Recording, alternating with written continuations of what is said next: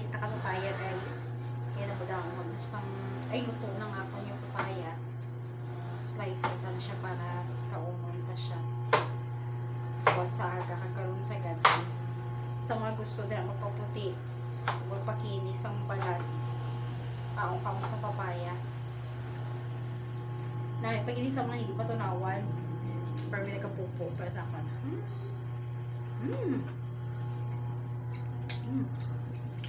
Sarap. Pula-pula.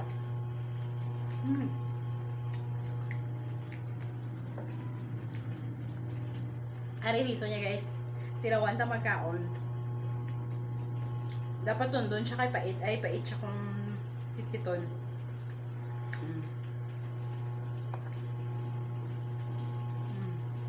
Ala. Try ko guys.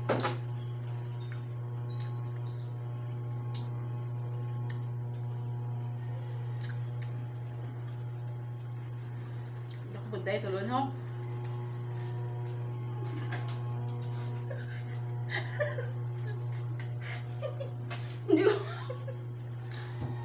Hindi ko kaya.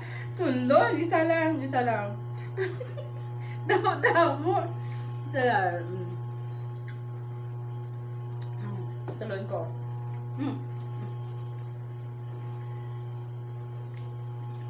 Dalawa.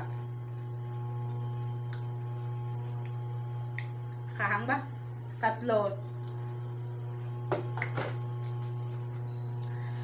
lagi na kaya. Kaunan ta kahit umahainit siya sa dila. Bye guys!